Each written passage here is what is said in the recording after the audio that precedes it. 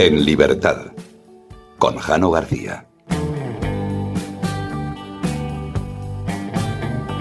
Cuentan las crónicas de 1960 que un joven de 22 años llamado Bernie Madoff iba a comenzar su carrera financiera con $5.000 obtenidos de trabajos realizados durante sus vacaciones de verano. Ese mismo año creó Bernard Madoff Investment Securities para captar sus primeros clientes como comerciante de acciones de 1 centavo.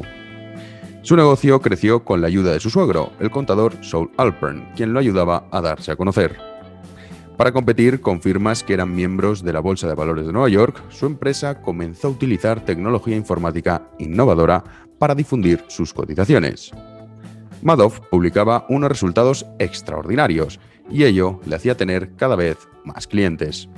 Conseguía obtener más de un 11% anual, ningún año en negativo y prácticamente ningún mes en rojo.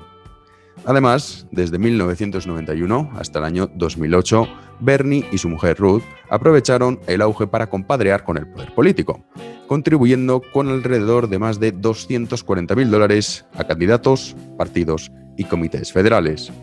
También colocó a su hermano en la Asociación de la Industria de Valores y Mercados Financieros.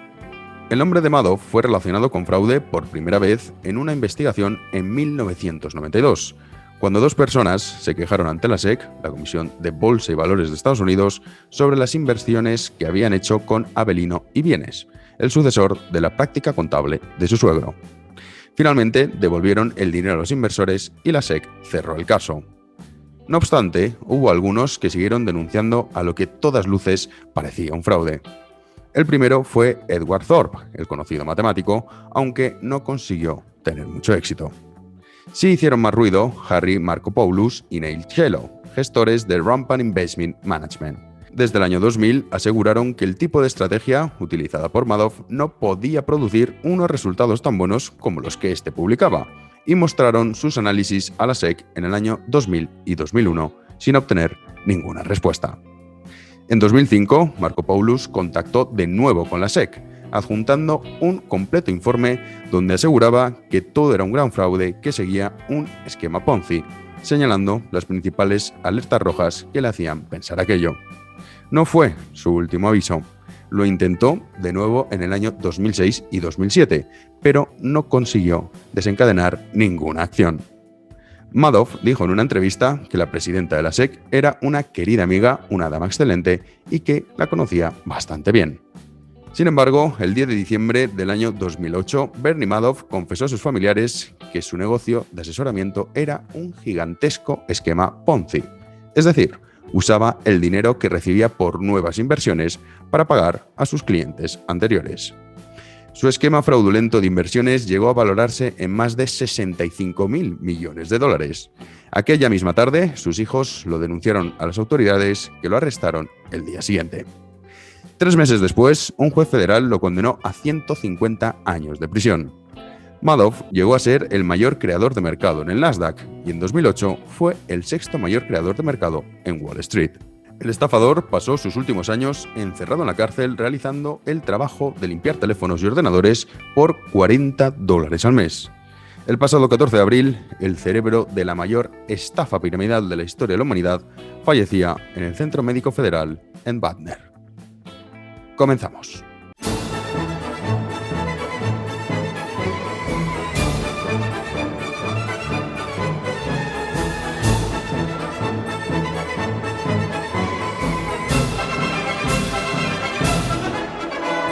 Y de vuelta al presente, hoy 18 de abril de 2021, hemos comenzado el programa repasando lo que fue la vida del mayor estafador, mayor estafa piramidal que se ha realizado en la historia de la humanidad, con el sistema Ponzi, que es el que cometió Bernie Madoff, un fraude que afectó a muchísimas personas y que también se vieron involucradas grandes fortunas que confiaron en Bernie Madoff para gestionar sus fondos de inversión hasta que al final el globo se pinchó.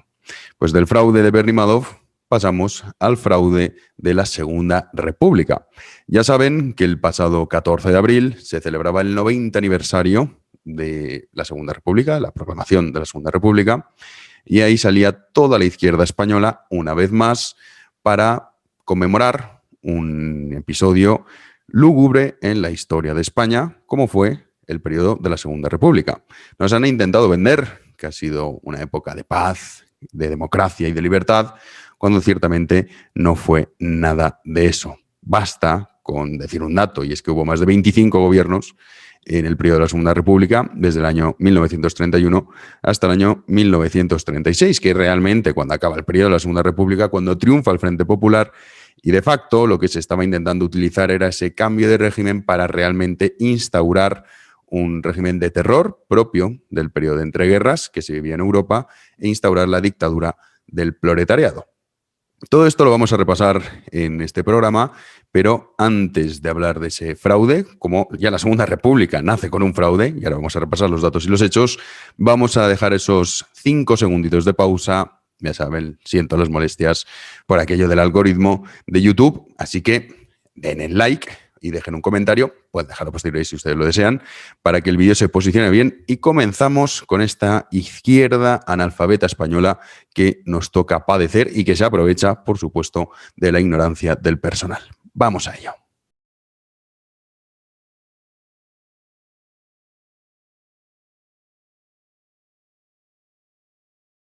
Pues bien, como les comentaba, la Segunda República nace de un fraude. Y es que las elecciones municipales que tuvieron lugar el 5 de abril de 1931, la primera vuelta, obtuvo estos resultados. Los resultados fueron los siguientes. Antiguamente, en esa época, se hacía 2 vueltas las elecciones. Bueno, pues el 5 de abril de 1931, el resultado fue el siguiente. 14.018 concejales monárquicos frente a 1.832 concejales republicanos. El 12 de abril tuvo lugar la segunda vuelta y el resultado fue 22.150 concejales monárquicos frente a los 5.875 concejales republicanos. Bueno, a pesar del aplastante triunfo de los monárquicos, lo que ocurrió es que la izquierda aprovechó, que por cierto, ya, por ejemplo, el concejal del PSOE Saborit ya cometió fraude porque hizo votar a centenares de personas que eran difuntos. Ya votaron a favor del PSOE, por supuesto. Bueno, de hecho, el PSOE puso el siguiente tuit. Bueno, ha salido toda la tropa izquierdista, pero el PSOE puso el siguiente tuit que lo tienen ustedes en pantalla. Desde el PSOE rendimos homenaje a todos los socialistas. Yo me niego a utilizar el lenguaje inclusivo, eso que lo utilicen otros. A todas las personas antifascistas, a todas las personas antifascistas, pues a todas, muy bien, que impulsaron aquella democracia y sufrieron por ello la represión franquista. Tendrá que ver la represión franquista de la Segunda República. Bueno, tenemos un deber de memoria, 90 aniversario de la Segunda República. Esto es lo que publicaba el Partido Socialista Obrero Español, cometiendo fraude. Y además, aquí sí hay que tener varias cosas. Por ejemplo, esa imagen tan icónica que la habrán visto ustedes muchas veces, el que sale aguantando, sosteniendo la bandera de la Segunda República es Pedro Moino, que era un militar que acabaría siendo fusilado por los republicanos. Tras esa segunda vuelta, lo que hizo la izquierda, dijo, bueno, como hemos pasado de apenas 1 millar de concejales a 5.000, es una clara muestra de que el pueblo quiere la República en España. Alfonso XIII, que era muy cobarde y aparte también estaba sumido en una depresión, decide, bueno, pues yo me marcho, no vaya a ser que estalle la guerra civil y me pille aquí. Entonces se fue al exilio. Romanones y Gabriel Maura, que eran ministros en aquel entonces, intentaron ofrecer a los republicanos, fíjense hasta dónde llegaba la cobardía, o sea, han ganado de forma aplastante, pero para que vean que pasan los años, pero los roles se mantienen casi intactos. La izquierda haciendo manipulación, ejerciendo la violencia, no respetando el resultado de las urnas, cuando no les gusta la alerta antifascista, etcétera, etcétera. Bueno, pues Romanones y Gabriel Maura incluso llegaron a ofrecer a los republicanos, vamos a unas elecciones anticipadas generales. Los republicanos dijeron, no, si es que ustedes son tontos, están cayendo en la trampa, pues no, que elecciones anticipadas, de eso nada. Y se proclamó la Segunda República a pesar del triunfo aplastante de los monárquicos. En la segunda vuelta, de hecho, es que el conteo todavía no había ni finalizado, porque no eres como ahora, que el conteo se realiza mucho más rápido, tardaba bastante tiempo, unos cuantos días. Y luego es cierto que el número de concejales republicanos, aunque también en esto hay diferencias entre historiadores, en torno a unos 5.000 o 10.000 concejales, pero bajo ningún concepto ganaron a los monárquicos. Pues bueno, Alfonso XIII se marcha y se proclama la Segunda República, y Pedro Moino es la imagen que utilizaba el Partido Socialista Obrero Español, que por supuesto defendía la República, acabó siendo fusilado por la izquierda. Ya aquí podríamos ya terminar, pero bueno, vamos a seguir qué es lo que ocurrió. Tras proclamarse la Segunda República, lo que sucedió en España es que acto seguido, simplemente a las 2 semanas de la proclamación, se produce la primera ya quema de conventos, obras de arte y, por supuesto, los primeros ajusticiamientos. Estamos hablando de más de 100 conventos quemados en el año 1931 por toda España. Porque la izquierda hubo un acto en el Ateneo de Madrid de una serie de monárquicos que, según ellos, estaban provocando. Los roles también provoca Vox. El ser es provocar para la izquierda, todo lo que sea no estar de acuerdo con sus postulados, entonces es provocar. Pues bueno, en el año 1931 ya empieza esa quema de conventos, ya también, por supuesto, se queman también librerías, en las cuales les voy a dar una serie de datos que me parece que son muy, muy relevantes, que dictaminan hasta qué punto estamos hablando de cómo se ejercía la violencia ya nada más empezar la Segunda República, cuando en el fondo estaba claro que el objetivo no era la democracia. Luego repasaremos, ahora también vamos a comentar lo que fue los discursos y la división de ese Partido Socialista Obrero Español, que en fin, están todos celebrando una época, desde luego que en España, si algo tenemos que aprender es no repetir bajo ningún concepto lo que ocurrió en la Segunda República. Pues bueno, en total ardieron más de 100 iglesias, bibliotecas y centros de enseñanza católicos. Destruidos un gran número de obras de artes de pintores como Zurbarán, Valdés, Van Dyck, Montañés, Alonso Cano, pero también bibliotecas, como les decía, como las de la calle de la Flor, con 80.000 volúmenes. Entre ellos había ediciones de Lope de Vega, de Quevedo o de Calderón de la Barca, pero no fue la única biblioteca. También ocurrió lo mismo con el Instituto Católico de Artes e Industrias, en el que se quemaron más de 20.000 volúmenes. Pues bueno, consigue llegar la Segunda República en España, la izquierda se pone estupenda, todos felices, porque así podían llegar a conseguir lo que ellos buscaban, que no era otra cosa que proclamar la dictadura del proletariado. Pasan 2 años y en el año 1933 el Partido Socialista Obrero Español empieza a tener una división interna entre ellos. Entre el Partido Socialista Obrero Español estaba, por un lado, Indalecio Prieto, por otro lado estaba Largo Caballero, que ya lo conocían como el Lenin español. Ahora repasaremos las declaraciones de Largo Caballero. Y luego estaba Besteiro, que era una persona bastante más moderada. Bueno, pues en agosto del año 1933, es que quiero leer literalmente lo que ocurrió. Bueno, Hitler había ganado las elecciones ya en Alemania. Entonces, la izquierda quería aprovechar la victoria de Hitler como decir, bueno, es que lo que está ocurriendo en Alemania es un claro peligro de que esto puede ocurrir aquí en España y lo tenemos que evitar a toda costa y por lo tanto hay que acelerar el proceso e instaurar ya la dictadura del proletariado. Esto es lo que defendía Largo Caballero. Besteiro, una persona bastante más sensata, decía que vamos, que de eso nada, que a qué santo. Y cito literalmente, el día 5 de agosto de 1933 niega que esa amenaza se dé en España, lo cual era cierto, tacha a la corriente revolucionaria de locura colectiva y la dictadura del proletariado de una vana ilusión infantil que se paga demasiado cara y lleva a fracasos de los cuales son las masas las que cosechan los desengaños y sufrimientos. Y, de forma desesperada, dice, es que no habrá posibilidad de salir de esta locura dictatorial que invade al mundo. Nos vamos a contagiar de la peste del momento. Esto cayó como un jarro de agua fría dentro de esa corriente que había del Partido Socialista Obrero Español, liderada especialmente por Largo Caballero, que ellos estaban a favor de instaurar un régimen socialista y muy parecido al de la URSS, que acabase de una vez por todas con la democracia. Largo Caballero replicó lo siguiente. De hecho, al pobre Besteiro, ese discurso, por aquel entonces el PSOE tenía un periódico que se llamaba El Socialista. Creo, no me hago mucho caso en esto porque esto no estoy seguro, pero creo que se sigue editando de forma virtual. Repito, no estoy seguro, pero me suena que está por ahí. Pero bueno, por aquel entonces era el periódico de cabecera del PSOE. Era muy común, también en esa época, que los partidos políticos tuviesen su propio periódico, especialmente en la izquierda. No tanto así en la derecha, que también, pero especialmente en la izquierda todos contaban con su partido, su periódico, digamos, oficial. Esto se daba también en Italia, se daba en Alemania, se daba en Francia, no tanto así en el Reino Unido, pero especialmente en España sí que ocurría. Y el socialista, por ejemplo, no publicó lo que dijo Besteiro. No lo publicó. Sí que publicó lo que respondió Largo Caballero, que fue lo siguiente. Largo Caballero, como digo, conocido ya como el Lenin español, cosa que le gustaba muchísimo, aclaró y declaró lo siguiente, y es que decía: la democracia burguesa no puede satisfacer las aspiraciones proletarias. Y también aprovechó, porque hay que tener en cuenta, es que claro, el analfabetismo es tan brutal de esta población. Y la izquierda se aprovecha de ello, porque también es analfabeta muchos de sus miembros, y olvidan que Largo Caballero estaba en el Consejo de Estado de la dictadura de Primo de Rivera. Los demócratas, los antifascistas.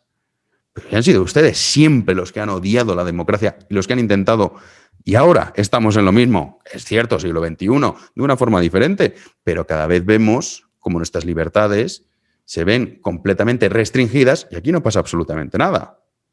Y patalean cuando no pueden nombrar a los jueces y están, vamos, desesperados con las elecciones de la Comunidad de Madrid, porque es ya lo que les queda. Conquistar Madrid y a partir de ahí ya tendríamos sanchismo, vamos, sine die, en fin. Pues bueno, él aprovechaba también en esas declaraciones para decir, literalmente, excusándose, diciendo, no, que nadie crea que yo soy un reformista por haber participado en la dicta blanda de Primo de Rivera, que es como se conocía popularmente. No, él decía, soy más rojo que cuando entré en el gobierno. Pues oiga, que yo estoy por la revolución, ningún tipo de reformas, yo estoy por la revolución. Y también decía que las circunstancias nos van conduciendo a una situación muy parecida a la que se encontraron los bolcheviques. Ahora luego veremos cómo en el año 1936 replicaba otro tipo de ideas. ¿Qué es lo que ocurre? El Partido Socialista va en esa dirección, pero hay elecciones en España. Y sorpresa, de forma sorprendente para ellos, gana la derecha, gana la CEDA. Y se forma un gobierno por parte de la derecha, en el año 1933. Aquí la izquierda ya directamente monta en cólera. Dice, esto no puede ser, no se puede permitir. De hecho, por ejemplo, Irene Montero publicó también una serie de tweets utilizando a la Segunda República como una especie de avances para el derecho de las mujeres. Y citaba a Clara Campoamor, pero si Clara Campoamor era liberal. Irene Rocito, que era liberal, Clara Campoamor. Y además citaba a Margarita Nelken y a Victoria Kent, que votaron en contra del sufragio universal. Votaron en contra del sufragio femenino. Pues lo citaba ahí. Y hay gente que retuitea y hay gente que vota esto. Luego ha salido Irene Montero con esas declaraciones que supongo que ustedes ya lo habrán escuchado. Hijos, hijas, hijes, niños, niñas, niñes. En fin, grotesco. Luego lloramos. Pero si es que esta tipa es ministra. Lo que no consigo comprender todavía, a ver si ustedes me lo pueden aclarar, es cómo llegó a ser cajera. Esa es la gran incógnita. Todos sabemos cómo ha llegado a ser ministra. Pero cajera, ¿cómo consiguió esta mujer ser cajera? Es algo incomprensible. Pues bueno, la izquierda monta en cólera porque los resultados de las elecciones son contrarios a lo que ellos pretendían y hasta el año 1934, que ahí vemos cómo comienza, por ejemplo, lo que se ha llamado la Revolución de Asturias, que de facto es un golpe de Estado que se realiza contra la propia República. Los republicanos, estos son los republicanos, los leales a la República, realizando un golpe de Estado contra la República. Por suerte, la Revolución de Asturias es sofocada, pero hay que tener en cuenta que la Revolución de Asturias, que en realidad es un golpe de Estado, como les comentaba, lo que hicieron en Oviedo, a todos los seminaristas se los cargaron, a todos los fusilaron. El más joven, creo recordar que tenía 15 o 16 años, no mucho más. El más joven, a niños también, lo que pillaban. Empresarios, por supuesto, militares, quemaron, también aprovecharon para quemar de nuevo iglesias, conventos, etcétera, etcétera. Esto es lo que se dedicaba a la izquierda en la Segunda República. Luego también podríamos hablar del golpe de Estado por parte de Companys, apoyado por la izquierda. Pues todo valía para echar a la derecha del poder y para instaurar un régimen totalitario, que es lo que querían, instaurar el comunismo en España. Fracasa la Revolución de Asturias y luego se da en caso de corrupción en el año 1934. Como saben, el programa En Libertad se financia a través de las aportaciones de sus oyentes. Si desean colaborar, pueden hacerlo en www.patreon.com/Jano García. www.patreon.com/Jano García. La vida de este programa depende de ustedes. Muchísimas gracias. Llega un empresario de origen judío, holandés, llamado Strauss, que tenía pasaporte mexicano y hablaba español, con su socio Pearl y Lowen, que era su mujer, y lo que quieren es traer una ruleta electrónica en España.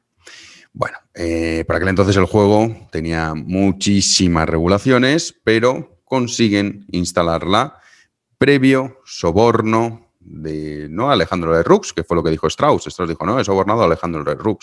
Eso nunca se demostró. Sí que está demostrado que sobornó a su hijo adoptivo, que era Aurelio. Y bueno, consiguen introducir la ruleta electrónica en España. Primero fue en el Casino de San Sebastián, también estuvo en Baleares. ¿Y qué ocurre? Que esa ruleta electrónica lo que estaba era amañada. Entonces, claro, cuando la gente se da cuenta de decir, oiga, que esto tiene un dispositivo que hace que perdamos siempre. A la larga siempre pierde contra la banca, pero es que esto era ya algo, en fin, escandaloso. Entonces se planta la policía y cierra la ruleta. Claro, Strauss pide al hijo adoptivo, Aurelio Lerroux, les pide explicaciones. Le dice, oye, que te he sobornado para poder meter aquí la ruleta en España. ¿Y ahora qué? Págame, indemnízame, porque me han quitado la ruleta. Ya no puedo sacar dinero de esto. No le hace ni caso. Alejandro Lerroux, por supuesto, que dice, pero ¿qué me estás contando a mí? Ni idea, vamos, le llega de oídas, pero no hace tampoco mucho caso, pero sí que llega a Alcalá Zamora, que es el presidente de la República. Y le llega ese informe que guarda con cautela. De hecho, la palabra extraperlo, que nosotros conocemos y utilizamos, viene de estos tres tipos, de Strauss, de Pearl y Lowen, es el acrónimo de sus apellidos. Por eso, extraperlo se conoce por esto. Es una anécdota, un detalle curioso. Pero fíjense, este caso, supuesto caso de corrupción absoluto, estalla, porque Alcalá Zamora se lleva bastante mal con Lerroux, cuando deciden que, oye, que hay que acabar con el gobierno de derechas, pero vamos, de todas. Y sale a la luz. Se monta una campaña propagandística brutal. Le suenan las campañas propagandísticas de casos de corrupción por parte de la derecha, que es lo mismo que vivimos aquí, que el caso Bárcenas, por ejemplo, que sí, oiga, los tienen que juzgar y condenar, pero los ERE, que son ustedes, Partido Socialista Obrero Español, los que han cometido como partido el mayor escándalo de corrupción de la historia de la democracia. No, pues eso, un par de tardes en televisión. Pues bueno, pasó más o menos lo mismo. Los medios de comunicación, prensa, agitadores sociales, etcétera, etcétera, como siempre, a lo de la izquierda, montaron de ese escandalito de corrupción que encima Alejandro Lerroux, oye, pues si su hijo adoptivo había hecho eso, pues el que quiere que haga, no es problema suyo, ¿no? Pues sí, todo era responsabilidad suya y por lo tanto consiguen hacer que caiga el gobierno. También hay que decir que en este caso la CEDA, que era el aliado del Partido Radical, que el que estaba Lerroux, pues bueno, se achantaron, que esto también es muy propio de la derecha, achantarse, como siempre, asustaditos. Entonces, bueno, cae el gobierno y en el año 1936 vienen las elecciones. En esas elecciones, lo que iba a darse era el Frente Popular. El Frente Popular estaba formado por el Partido Socialista Obrero Español, por Acción Republicana, liderada por Azaña. También estaba Esquerra Republicana de Cataluña. El PNV, por ejemplo, o la CNT, apoyaron, pero no se integraron en el Frente Popular. Y también estaba el Partido Comunista, por supuesto. Pues bueno, en esas elecciones, por supuesto que hubo pucherazo, pero antes de ese fraude que cometieron los socialistas, vamos a repasar las declaraciones de Largo Caballero, que hizo pre-campaña electoral. Antes de las elecciones decía cosas como estas. Pues bien, Largo Caballero, el 20 de enero de 1936, en un mitin en Linares, dice lo siguiente: la clase obrera debe adueñarse del poder político, convencida de que la democracia es incompatible con el socialismo, cosa que es verdad, y como el que tiene el poder no ha de entregarlo voluntariamente, por eso hay que ir a la revolución. El mismo día escribe para el periódico El Liberal. Esto, bueno, en nuestro periódico también tenemos gente que no piensa como nosotros, pero no llega a estos extremos. Escribió lo siguiente, y es: quiero decirles a las derechas que si triunfamos, colaboraremos con nuestros aliados, pero si triunfan las derechas, nuestra labor habrá de ser doble: colaborar con nuestros aliados dentro de la legalidad, pero tendremos que ir a la guerra civil declarada. Que no digan que nosotros decimos las cosas por decirlas, que nosotros lo realizamos. Pues bueno, también lo que he comentado el 10 de febrero de 1966 es la transformación total del país no se puede hacer echando simplemente papeletas en las urnas. Estamos hartos de ensayos de democracia, que se implemente en el país la nuestra. El 10 de febrero de 1966 en el Cinema Europa decía lo siguiente Largo Caballero. Claro, la democracia nuestra es esa, el comunismo. Sí, la suya, solo existe esa democracia, la suya. Y es que ganen siempre los mismos, los suyos. Y bueno, se dan las elecciones. ¿Y qué ocurre en esas elecciones? Pues bueno, se manipulan las actas. Es cierto que el número de manipulación de actas no fue muy elevado en comparación con el número de escaños, que sí que fue muy elevado. La diferencia que hubo de escaños por esa manipulación de actas. Baja en el número de actas, muy alta en el número de escaños. Se manipulan actas en Cáceres, La Coruña, Lugo, Pontevedra, Granada, Cuenca, Orense, Salamanca, Burgos, Jaén, Almería, Valencia, Murcia, Málaga, Tenerife, Las Palmas y Albacete. En las provincias que fueron ya terriblemente escandalosas fue en La Coruña, por ejemplo, en Tenerife, en Lugo, en Cáceres también, que había ganado la derecha de forma aplastante, la manipulación fue total. En otras, donde estaba el empate más o menos reñido, hay un empate técnico de facto, desaparecieron actas. Aquí faltan votos. No sabemos nada, nosotros no sabemos nada. Que hemos ganado. Bueno, y así el Frente Popular se hace con el poder en España. Es decir, a través del fraude. Lo mismo que hicieron en el 31, que ya nace de facto con un fraude. Pues el 36 se replica. Y a partir de entonces, la violencia se desencadena de una forma brutal. No solamente, pues muchas veces nos quedamos con la quema de conventos, que es cierto que también empezó a ocurrir, sino con cualquier persona que era distinta a instaurar el régimen comunista que querían imponer en España, a la dictadura del proletariado, que es en lo que estaba Largo Caballero.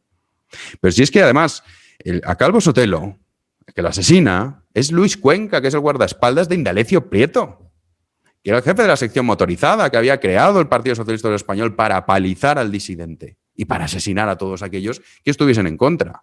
Esto es la Segunda República. Y nos quieren vender que de repente un grupo de generales aburridos y trasnochados se levantan y dicen, oye, que no nos gusta esta democracia tan bonita en la que estamos habitando, vamos a dar un golpe de Estado. Así es como se le vende al personal la Segunda República. La Segunda República, para España, lo único que supuso fue miseria, fue un país y un sistema completamente quebrado de facto y, por supuesto, de lo que se trataba no era de la democracia ni de la república, no, era de instaurar la dictadura comunista. Fin. Y eso es lo que quiso hacer la izquierda. Los mayores desleales a la república fueron la izquierda. Fue el Partido Socialista Obrero Español, fue toda esta tropa que ahora está de Izquierda Republicana de Cataluña, pues también hicieron un golpe de Estado contra la propia república. Y ahora salen todos ahí diciendo, ay, la república, ay, qué tiempos. ¿Pero qué tiempos el qué? ¿La república o en realidad instaurar el régimen que va unido a vuestra república? Luego algunos dicen, uy, ¿pero por qué eres monárquico, Jano? ¿Por qué? ¿En serio? ¿Por qué en España hay que ser monárquico? Pero por Dios, y solo hay que ver la historia. Hay mucha gente que la desconoce. Luego mucho idealista también. Pura supervivencia. Esto fue la Segunda República y estos son los que gobiernan España a día de hoy. Y estos son los que también quieren gobernar la Comunidad de Madrid. Y se van presentando las elecciones, veremos qué es lo que pasa. Veo mucho optimismo. El otro día estaba la secta llorando, que ponía un titular que era desolador. Decían, la cuarta ola no termina de estallar. Como lamentándolo, diciendo qué pena que estalle ya, porque esta gente es capaz de lo que sea. La izquierda española, y esto lo tenemos que tener claro, la izquierda española actual es incompatible con la democracia y la libertad. Y el que no lo tenga claro, que se repase primero la historia y que vea lo que están haciendo. Y lo están demostrando, si es que esta pandemia es un ejemplo clarísimo. La justicia, echando al rey de los cobos cuando no deberían echarlo. ¿Por qué? Porque como no acataba las órdenes, controlando la información que se daba. Los fact-checkers estos que están por ahí circulando, que nos dicen, no, esto es verdad, esto es mentira. A mí en Facebook el otro día me eliminaron una publicación. La información que usted recibe, la que dictamina, por supuesto, que ahora voy a aprovechar una pregunta a los patronos, porque me han preguntado, la democracia, escribí un artículo al respecto de esa veneración que tienen algunos por la democracia. La democracia es muy frágil. Cuando digo muy frágil, es muy frágil. Y como no estemos al tanto, en cuanto te despistas, la has perdido por completo. Y recuperarla es prácticamente cuestión imposible. Y no solo porque bajo un régimen democrático se puede vivir, entre comillas, en un régimen democrático, pero de facto, ¿quién tiene el poder en democracia? Ahora leeré el artículo, aprovechando esa pregunta que me hizo el patrono sobre un sistema tecnocrático, ¿no? Sobre la tecnocracia, si sería viable o no, si es más bien una cuestión utópica. Pero bueno, la realidad es que toda esta campaña que se formó en el año 36 la están replicando ahora con otros mecanismos para intentar de verdad instaurar la república en España. Pero en el fondo no es que quieran una república, no. Lo que quieren es instaurar un régimen totalitario socialista, como todos los regímenes socialistas. Mucha gente confunde socialismo con socialdemocracia. Pero bueno, esto ya daría para otro podcast. Que por cierto, también haremos podcasts exclusivos para los que son miembros de este canal de YouTube, para los suscriptores de iVoox y también para los patronos. Primero quiero agradecer muchísimo las palabras, he visto que ha gustado mucho el podcast que hicimos del fascismo. Este mes hice una pequeña encuesta en Twitch, que bueno, para el que no me sigan luego lo dejaré en los comentarios por si quieren seguir el canal de Twitch. Salió Israel, porque estaba dudando entre hacerlo entre Israel, entre el imperio mongol de Gengis Khan, el imperio terrestre más extenso de la historia de la humanidad. Es una historia muy interesante la de Gengis Khan. Bueno, Temujin, cómo consiguió de ser un nómada hacer temblar los cimientos de muchísimos países. Pero bueno, eso, como tendremos tiempo, lo haremos en otra ocasión. Y luego estaba pensando hacerlo de Bobby Fischer. Pero bueno, el que ganó fue Israel, entonces será podcast exclusivo de Israel este mes para los que son miembros y apoyan económicamente esta aventura. Y también quiero decirles que de la Segunda República, porque estos son, vamos, digamos, los highlights, entre comillas, y me he dejado Paracuellos, por ejemplo. No lo hemos dejado. Me he dejado muchísimas cosas. Pero también haremos, por supuesto que sí, un podcast exclusivo y especial para tratar la Segunda República. Porque es que esta gente engaña y se aprovecha de la ignorancia del personal. Y no saben la cantidad de bobos y de cazurros que están compartiendo la imagen de Pedro Mohino. Si hasta el propio Partido Socialista Obrero Español la comparte. Es la imagen de referencia que utilizan. Oiga, pero se lo acabaron fusilando ustedes. ¿Qué dicen? En fin, demencial. Pues, de hecho, Pedro Mohino, antes de ir con las preguntas de los patronos, que vamos ahora, cuando uno de sus últimos... Porque él, bueno, se recluyó en la Alcalá de Henares, por supuesto, fue contrario cuando vio lo que se había convertido en la República, y hay algo que le rompe la cabeza a la izquierda. Por eso Pedro Mohino, siempre pone esa imagen, pero nunca hablan de él. Pedro Mohino iba con la bandera tricolor, no con la roja igualdad que conocemos nosotros, y defendía esa bandera incluso cuando se apoyó a los terribles generales que se habían sublevado los golpistas. Y él lo que gritaba era: ¡viva España, viva la República, viva el ejército honrado! Con la bandera tricolor. Dicen, un republicano con la bandera tricolor contra la República de los que portan la bandera tricolor. Claro, esto a la izquierda le estalla la cabeza. Por eso no escucharán mucho hablar de Pedro Mohino. Aquí se lo contamos. En fin, esto es lo que la izquierda, esto es lo que algunos quieren replicar en el presente y más nos vale evitarlo, porque el nivel de degradación es que es total, ¿eh? Es que estamos en una situación bastante lamentable en España, pero bueno, es la pura propaganda, lo estamos viendo también. Como nos han presentado ya no sé cuántas veces el plan de recuperación. Ha pasado desapercibido que España va a crecer el 9,8, que es el presupuesto general del Estado, aunque ya lo hemos tratado en algunos vídeos que hay en este canal también. Hemos visto, como decíamos, oiga, es que estas previsiones son mentira. Y ustedes han aprobado unos presupuestos con unas previsiones que son falsas. Bueno, luego decían que no, que al final va a ser el 6,5. Ah, el 6,5. Más de 3 puntos de diferencia, que no hay una desviación de 0,3, 0,4, de medio punto. No. Más de 3 puntos de diferencia. Y no pasa nada. ¿Y eso en qué se traduce? Mayor endeudamiento público. ¿Quién lo va a pagar? Usted, yo, todos los españoles. ¿Cómo? Más impuestos. ¿O cómo? Con mayor recorte del gasto público. Es decir, vamos a ser más pobres. En esto está España, pero la propaganda nos presenta en el plan este de transformación, no sé qué historias, que no sé ni cómo lo quieren llamar, por 29ª vez y todos ahí, ay, qué bien que nos van a dar, como si esto fuese de verdad una película de Berlanga, igual de tontos que en esas películas de esa España para alfabetizar, pues bueno, casi que era mejor la anterior que esta, ¿eh? Y algunos dicen que nos va a dar dinero Europa, ay, qué bien los fondos europeos. Usted sabe que los fondos europeos no le dan ni para pagar las pensiones de un año, hablando de sistemas Ponzi, que comentábamos el podcast con eso, pues bueno, las pensiones, el sistema de pensiones español es el sistema Ponzi aplicado a las pensiones.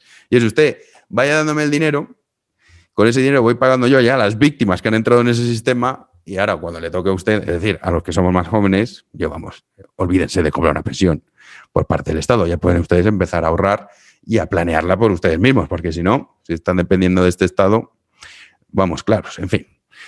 No me enrollo más, vamos ya con las preguntas de los patronos y ya cerramos el programa. Vamos con ello. Los patronos preguntan. Hola Jano, buenos días. Bueno, primero darle la enhorabuena por su estupendo trabajo y también las gracias. Yo tenía 2 preguntas que, si es posible, me gustaría me las respondiese. Una es, ¿de quién dependían en la primera ola el año pasado en cada comunidad autónoma, de quién dependían las residencias? Pues porque al final es cierto que no sé de quién dependían, si del gobierno de cada comunidad o del gobierno central. Eso por un lado. Y otra pregunta que no tiene nada que ver con esta, y como yo le descubrí a usted bastante tarde, no sé si tiene algo publicado que sí me interesa realmente sobre el emérito y toda la situación y qué es exactamente y realmente lo que ha hecho. Pues muchísimas gracias por su pregunta. En primer lugar, las residencias, cuando se aprobó el estado de alarma, la competencia era del gobierno central. De hecho, Pedro Sánchez, cuando se marchó Pablo Iglesias, cuando anunció que dejaba el gobierno y se presentaba a las elecciones de la Comunidad de Madrid, en su declaración pasó desapercibido, pero en su declaración agradeció a Pablo Iglesias el papel que había tenido especialmente con las residencias. Claramente era un dardo envenenado que le lanzaba Sánchez a Pablo Iglesias. Porque claro, despedirte de alguien diciendo no, agradezco mucho su labor al frente de las residencias. Tienen por ahí ustedes el corto, lo pueden buscar en Google y lo encontrarán. Pasó desapercibido. Respecto a la segunda pregunta, lo que ha hecho, o supuestamente de momento, porque nadie puede decir, no, el rey ha robado tanto, sí que se presupone, de hecho, bueno, el rey ha regularizado con Hacienda más de 5 millones de euros, que se dice pronto. Lo que se le acusa es de tener cuentas en Suiza y también, sobre todo, básicamente de haber cobrado comisiones de forma ilegal, entre otras cosas, por ejemplo, para la construcción del AVE en la Meca, que la hizo una empresa española. Quien sepa más o menos cómo funcionan en esos países la adjudicación de contratos, pues bueno, no nos vamos a engañar. Evidentemente a nosotros, si nos dan ese contrato, no es porque seamos los más guapos ni los más listos, sino porque el rey pues se lleva bastante bien con los que dictaminan a quién se le da el contrato. Que podamos decir que el rey Juan Carlos ha robado el dinero a los españoles, hombre, pues no hay ninguna sentencia que diga ha robado tanto a los españoles, no. ¿Que ha cobrado comisiones ilegales? Pues cualquiera que sepa cómo funciona el mundo y habite lejos de la utopía estúpida en la que habitan muchos, pues evidentemente, pues bien, pues sí, seguramente sí. Claro, no lo podemos decir al 100%, pero ya que regularice más de 5 millones de euros, pues ya deja claro un poco cuáles eran las praxis. Y además, el rey Juan Carlos nunca ha aceptado ser el rey de la monarquía más pobre de toda Europa, que es la nuestra, la española. Y evidentemente, pues sí, como digo, uno sabe cómo funcionan esos contratos. Esto le pasó un poco también a Siemens en Alemania, cuando no recuerdo qué país africano, no sabría ahora mismo, tendría que buscarlo, pero no recuerdo qué país africano, fue también para conseguir la aprobación, la adjudicación de un contrato y obviamente sobornó al que tenía que sobornar para que les diesen a ellos el contrato. Bueno, pues en Alemania lo juzgaron y lo metieron a la cárcel. Y él se defendía diciendo, oiga, pero es que esta es la praxis habitual, es que si no, no nos dan el contrato. No, pues que esto en Alemania nosotros no lo podemos permitir. Claro, aquí se junta, por un lado, que queremos ir de moralistas por la vida, o si no pones tú el cazo o pones el dinero, al final lo va a poner otro. Y generalmente países como China, por ejemplo, que claro, pues saben que esto funciona así. Entonces, es posible, yo si tuviese que apostar a sí o no, diría casi, vamos, al 100% que sí, que ha cobrado comisiones que son ilegales y que, por supuesto, pues bueno, eso es un delito en España. Otra cosa, como repito, es si se podría justificar o no para conseguir contratos que otorgan a España muchísimos millones de euros y muchos puestos de trabajo. O si queremos ir de moralistas por la vida, pues bueno, ese contrato pues, lo adjudicaría seguramente a alguna empresa china o de otros países en los cuales, desde luego no sería Alemania ni tampoco España, porque nosotros si nos dejamos llevar, que esto ya digo que daría para un debate, si nos dejamos llevar por cómo se debe actuar, porque claro, hombre, ir a sobornar y pagar sobornos de forma ilegal al que adjudica los contratos o recibirlos para hacer la gestión, pues hombre, es reprochable, sí que lo es, pero es que si no lo haces tú, lo va a hacer otro. Y ese otro es el que se va a llevar, repito, cientos de millones de euros, incluso miles, y también puestos de trabajo que son beneficiosos para el país. Ahí ya entraría pues un debate más extenso, ¿no? Pero básicamente se le acusa de eso, como digo, no está aprobado, pero en fin. ¿Qué quieren que les diga? Vamos con la siguiente pregunta. Hola, Jano. Buenas. Mira, soy Héctor. Nada, enhorabuena por lo que estás haciendo. La verdad que tiene mucho mérito. Y bueno, mi pregunta es, si tu voto fuera decisivo para que os sacara mayoría absoluta el PP o la sacara junto con Vox, ¿seguirías votando al PP, a Ayuso? Porque ya sé que dices que votas a Ayuso, pero tú bien sabes, en la papeleta no pone Ayuso, pone PP. Y si saca mayoría absoluta solo el PP, pues va a hacer todas las políticas, bueno, en contra de la batalla cultural, todo lo que por eso yo lo que creo es que tiene que sacarlo con Vox para que controle un poco eso, ¿no? Tanto la educación con el PIN parental, pues todo el tema de la memoria histórica, todos los chiringuitos, reducir todo el gasto de consejerías, bueno, pues todo esto, ¿no? De la ley de violencia de género, todas estas leyes que se ha tragado el PP y qué tal. Y si saca mayoría absoluta se la va a seguir tragando y va a votar. Y en cambio si está con Vox va a controlar eso. Y yo creo que va a ser bueno que entre los dos, sería, digamos, entre los dos un mejor gobierno que solo del PP. Porque no va a dañar la gestión, al contrario. Creo que va a apretar más en impuestos y a bajar más el gasto con Vox. Entonces, sabiendo que puede sacar mayoría absoluta o mayoría absoluta sumando con Vox, ¿qué preferirías? Y si es con Vox, ¿crees que deberían entrar en el gobierno o solo apoyar desde fuera? Muchas gracias, Jano. Un saludo. Pues muchísimas gracias por su pregunta, don Héctor. A ver, si en ese supuesto en el cual mi voto dependiese de si gana con mayoría absoluta el Partido Popular o si gana con Vox, yo votaría a Vox. Y explico los motivos. Es cierto que yo voy a votar a Isabel Díaz Ayuso. Ya sé que se presenta bajo las listas al Partido Popular, pero hay que tener en cuenta que el poder que tiene el Partido Popular de la Comunidad de Madrid, con todos mis respetos, no es el PP de Murcia, ni el de La Rioja, ni el de Extremadura. Aquí el PP nacional manda, sí, pero hasta cierto punto. La independencia que ha conseguido Isabel Díaz Ayuso, y de hecho unas declaraciones que hizo la semana pasada, que fueron demoledoras, y es que pidió a Pablo Casado y a Teodoro García Egea que se callasen la boca. Gracias a Dios, porque cada vez que hablan, yo lo comentaba, y es que cada vez que los escucho, digo, es que al final no lo voy a votar. Porque claro, ves a Casado y a Teodoro García Egea, que son invotables, y ya me estoy viendo el día de las elecciones, si es que finalmente revalida mandato Isabel Díaz Ayuso, saliendo a decir, oh, nuestro proyecto, no sé qué. Bueno, nuestro proyecto es una basura, una auténtica basura. De hecho, Isabel Díaz Ayuso, si tiene el apoyo que tiene, es por no seguir las líneas del PP nacional. Es cierto que, evidentemente, también tiene un peso, pero no tan mayor como digo que podría tener en otros partidos, ¿eh? Esto también hay que tenerlo claro. Pero en el caso de que tuviese que escoger, yo acabaría votando a Vox porque creo que Vox es importante que esté apretando las tuercas al Partido Popular. Porque el Partido Popular no defiende nada. Si es que el Partido Popular actual es la nada. Isabel Díaz Ayuso, de hecho, es todo lo contrario. Es una mujer que, para empezar, principalmente la voy a votar por 3 razones. La primera de ellas es porque no sigue la línea de ese marco mental establecido por la izquierda que se traga con patatas Pablo Casado, Teodoro García Egea y toda la patulea que hay liderando el PP nacional. En segundo lugar, por la valentía. Lo fácil era hacer lo que han hecho todos. Hay que la incidencia sube. Pues cerramos los comercios, cerramos la hostelería, que se arruinen. Bueno, como lo hacen todos, nadie me va a criticar, ¿no? Pues claro, es lo que están haciendo todos.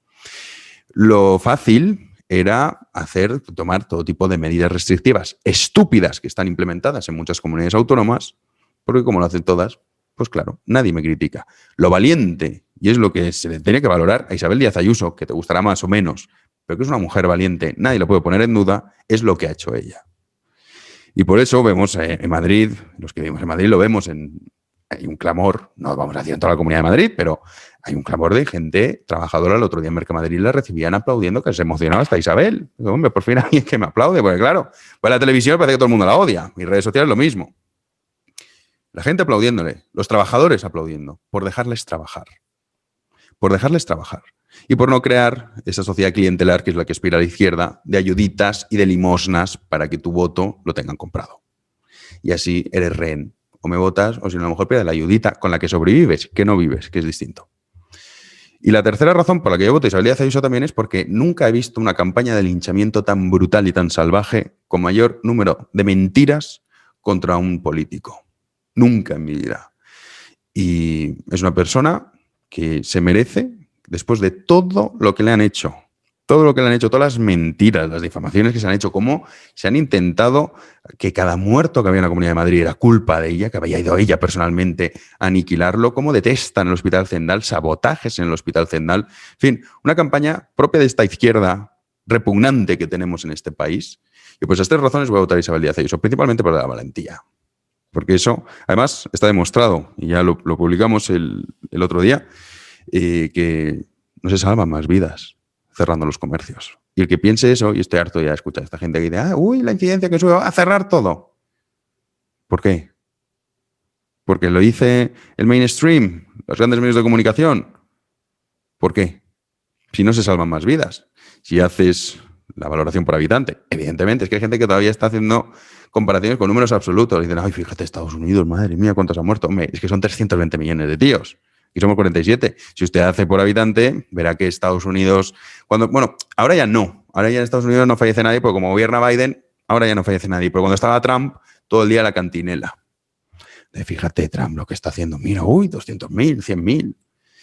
En fin, repugnante.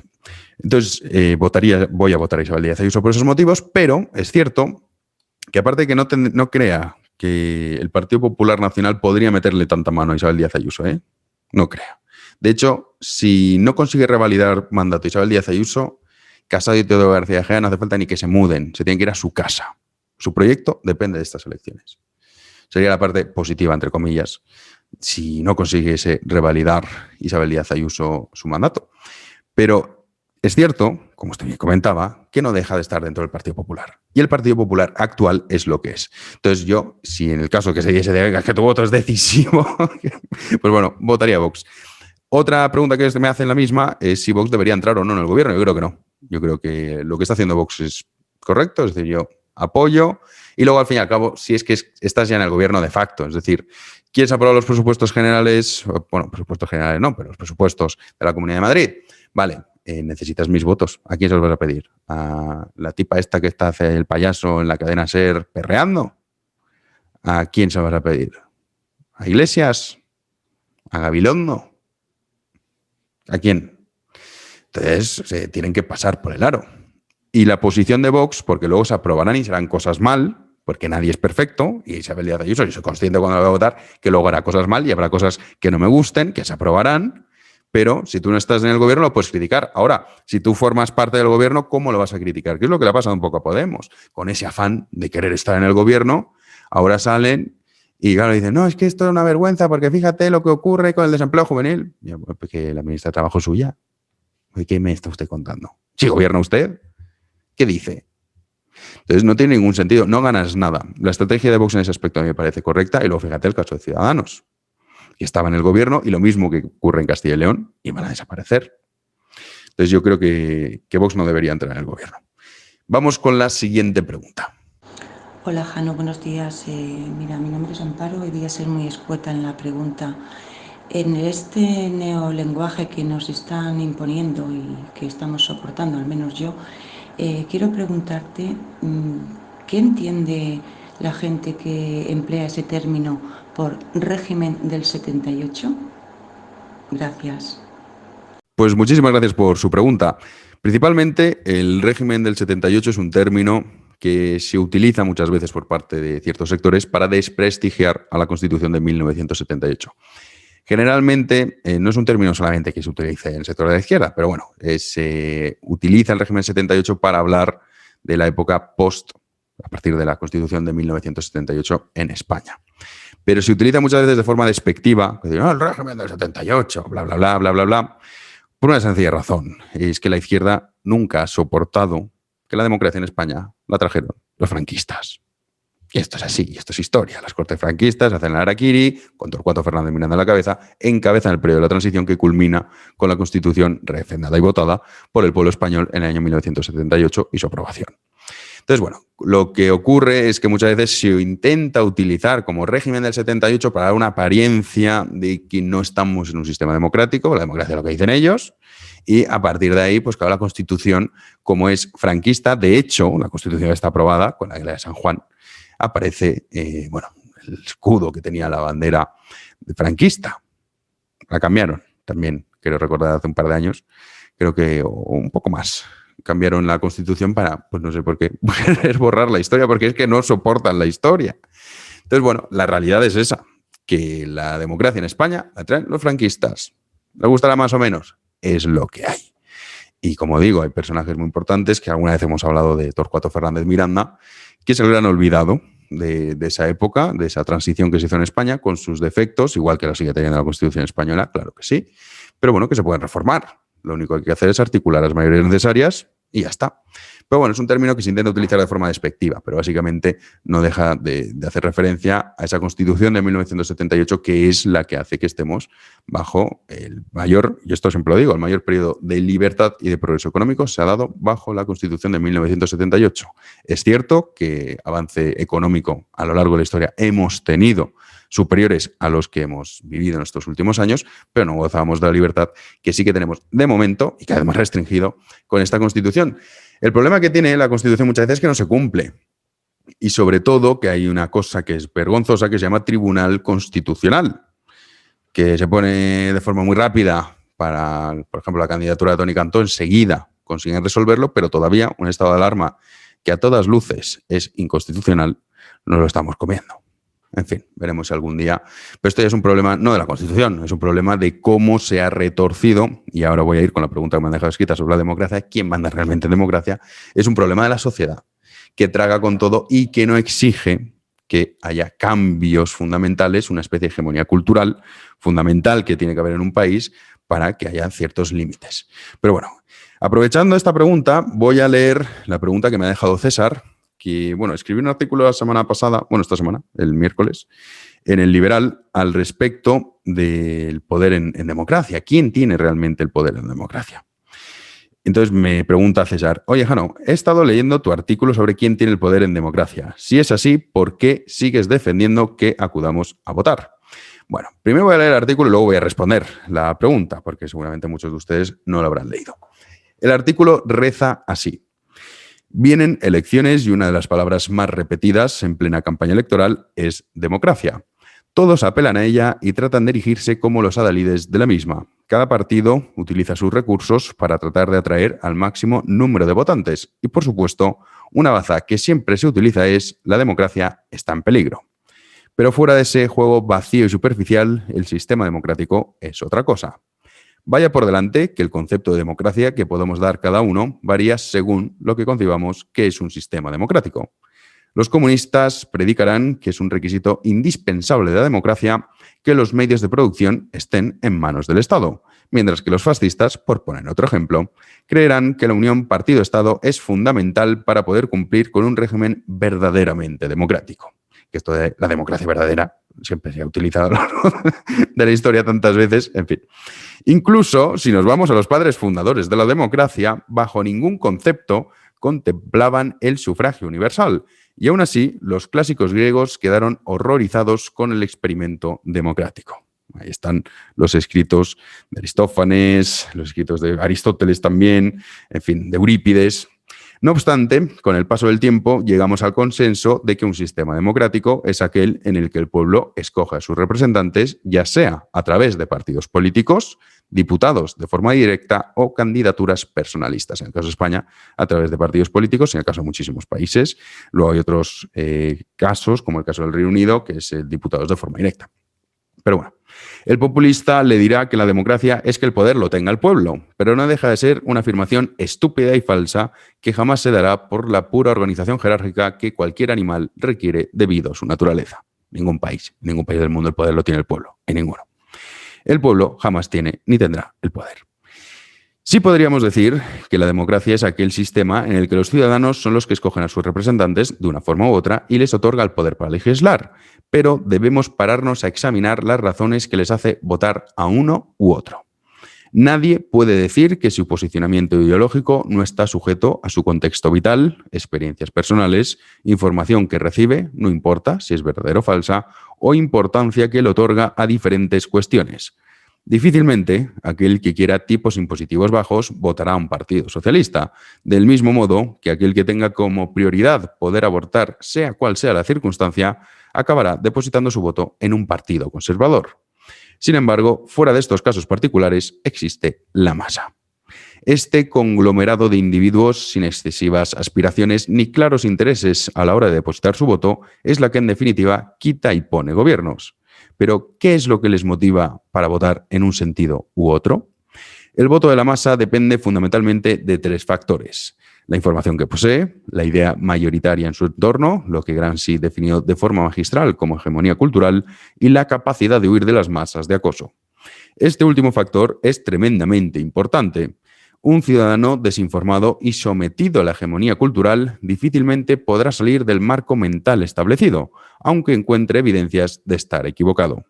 El psicólogo Solomon Asch demostró el enorme poder que ejercen las masas de acoso con un grupo de estudiantes. Escogió a 9 de ellos y les mostró un conjunto de líneas en las que 2 líneas eran obviamente de la misma longitud y las otras eran, de forma evidente, completamente diferentes. Posteriormente, les solicitaba a los estudiantes identificar qué líneas coincidían. En el experimento, solamente uno de los estudiantes era un sujeto real, mientras que los otros estaban compinchados para dar una respuesta equivocada. Asch descubrió que el 75% acababa cediendo a la presión del grupo y cambiando su respuesta. Es decir, muchos sujetos negaron la evidencia presentada ante sus ojos solamente para no tener que sufrir el acoso de la mayoría y acababan aceptando la respuesta que a todas luces era incorrecta. Este es el experimento de Solomon Asch. No sé si se puede ver.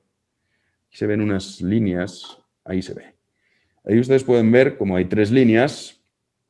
Una de ellas, evidentemente, coincide con la otra. Pues bueno, en este experimento lo que se hizo fue utilizar a estudiantes que de forma clara daban una respuesta incorrecta. Pues bueno, el 75% acababa cambiando su respuesta, es decir, lo que sus propios ojos le decían, lo cambiaban para que no le dijesen que estaba loco. Porque claro, consistía en decir la respuesta incorrecta de forma deliberada por parte de los que estaban compinchados, y el otro al final pues se creía que estaba mal de la cabeza era él y que era el que no estaba viendo bien el resultado. Solo el 25% permanecía firme, decía que no, que todos los demás estaban equivocados y que él estaba en lo cierto. En fin, es muy interesante ese experimento, el de Solomon Asch. Si la ignorancia, la desinformación y el acoso hacen que la masa apoye medidas y candidatos que no apoyaría si estuviera mejor informado, ¿quién tiene verdaderamente el poder en un sistema democrático? Evidentemente, el poder no lo tiene el pueblo, ni siquiera los políticos, sino más bien el mortífero tridente formado por medios de comunicación, hegemonía cultural y masas de acoso. El sistema democrático incentiva que la mayoría de los votantes tome decisiones políticas de forma irracional y forjadas en los sentimientos para, posteriormente, imponérselas a personas racionales y mejor informadas. Por lo tanto, si el pueblo se deja guiar por el lenguaje de las pasiones antes que el de la razón y en conjunto no somos más que una banda de ignorantes con ínfulas de grandeza que conforme más habla, más estúpida se muestra, ¿debemos aceptar que sea la mayoría la que someta a una minoría? Sabiendo que el pueblo puede votar incluso en contra de sus propios intereses, tal y como se ha demostrado a lo largo de la historia en numerosas ocasiones, ¿no sería más conveniente una tecnocracia autolimitada que garantice las libertades individuales antes que una asamblea repleta de demagogos que, siguiendo el voto del populacho, acabe restringiéndolas? He ahí la reflexión. Pues bueno, ese es el artículo que escribí y básicamente la razón por la que yo creo que, bueno, por la que yo voto, en primer lugar, en estas elecciones, por ejemplo, las elecciones de la Comunidad de Madrid, es porque las diferencias de las políticas implementadas por Isabel Díaz Ayuso son notables.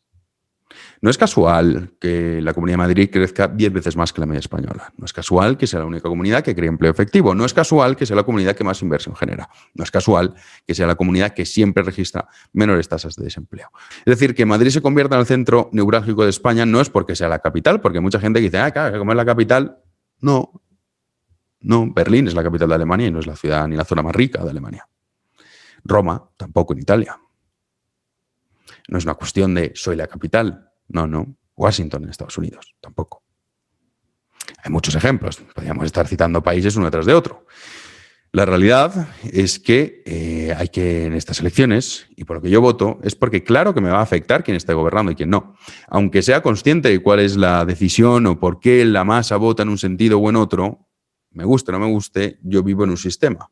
Convivo con personas de diferente ideología, lo cual me parece bien, pero es necesario que ciertas ideas que son contrarias o que van más en la línea de lo que yo defiendo estén representadas en las instituciones. Porque sí, nosotros podemos estar aquí en YouTube haciendo podcasts y muy bien en redes sociales, lo que ustedes quieran, pero la realidad es que las instituciones tienen mucho poder. Y el mensaje que se traslada en las instituciones llega muchas veces mucho más que el que podemos trasladar aquí. Entonces es importante que haya gente pues, como Isabel Díaz Ayuso, que rompa ese marco mental. Es importante, por ejemplo, y siempre lo digo, que Vox es un partido necesario para España. Hay muchas cosas que no me gustan de ellos, ya lo he explicado en muchas ocasiones, pero es fundamental, porque rompe el marco mental, rompe esa hegemonía cultural que está impuesta en España. Y todo aquel que se salga, y me da igual en el partido que esté, y que vaya en la línea, obviamente, de lo que yo defiendo, que es la libertad individual, la propiedad privada, la inversión, la meritocracia, el trabajo, el ahorro, bajas tasas impositivas, evidentemente va a contar con mi voto. Desde luego que sí. Porque es importante que las instituciones, dentro de las instituciones, también se dé esa batalla. Entonces, son cosas distintas. Una cosa es ser consciente de cuáles son las razones por las que una persona vota en un sentido o en otro, más bien la masa, y otra es no participar por ello. Pero bueno, la reflexión que yo hacía básicamente es eso, ¿no? Que la democracia todo el mundo la venera, o no, es que fíjate, la democracia es el nada más. Hombre, pues no necesariamente. No necesariamente. De hecho, bajo regímenes democráticos, Argentina es una democracia. Oiga, la gente vota libremente. Los resultados siempre son que gana el peronismo. ¿Por qué? Por esa hegemonía cultural, que es en realidad lo importante. Lo fundamental es eso. Son esos tres pilares. Medios de comunicación, que en desgracia en España no son un contrapeso del poder político, que debería serlo, y no lo son, están a su servicio, lo cual es negativo. La segunda razón también es esa hegemonía cultural, que es por la que hay que dar la batalla todos los santos días, aunque nos cueste y aunque nos canse, y aunque creamos que es muy pesado, muy aburrido, y mucha gente me lo pregunta, y claro que sí. Me dice, a veces no te aburres de estar todo el día con la política y tuiteando y publicando en Instagram y artículos y podcasts. Claro que me canso. Sí, claro que sí. Claro que hay días que digo, qué pereza. Pero hay que hacerlo. Hay que hacer esa batalla.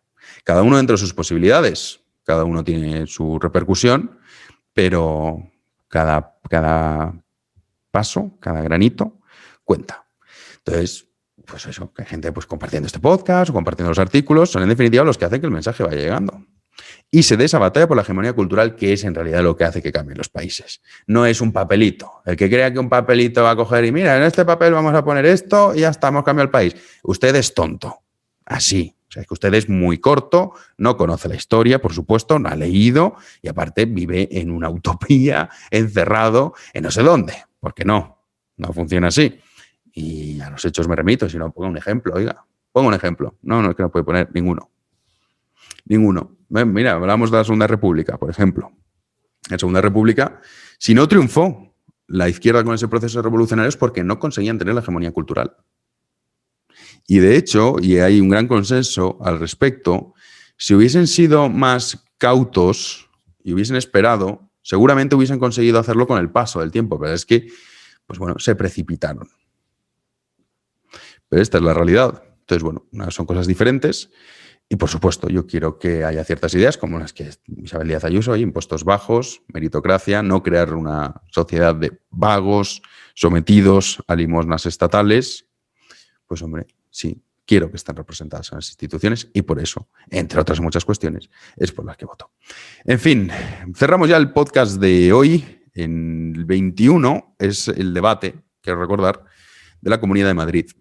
Entonces, bueno, intentaré, no aseguro nada, hacer un directo y lo haré a través de Twitch, así que voy a dejar en los comentarios también el enlace para que ustedes se suscriban en Twitch y seguiríamos el debate en directo con unos invitados que todavía está por decidir porque no sé exactamente si lo podré hacer o no. Mi idea es que sí, que seguiremos el debate en directo y lo comentaremos. Es el único debate que se va a realizar, según parece, y cuando, pues bueno, es el 21, creo recordar, que es cuando tiene lugar. Si no es el 21, pues el día que toque. A lo mejor esto me lo estoy inventando, no estoy muy seguro de que sí es el día 21, pero me suena que sí. Y lo haremos a través de Twitch en directo, así que, bueno, pues les dejo el canal para que ustedes puedan seguirlo. Como siempre, muchísimas gracias por estar ahí y nos vemos en una próxima entrega. Hasta luego.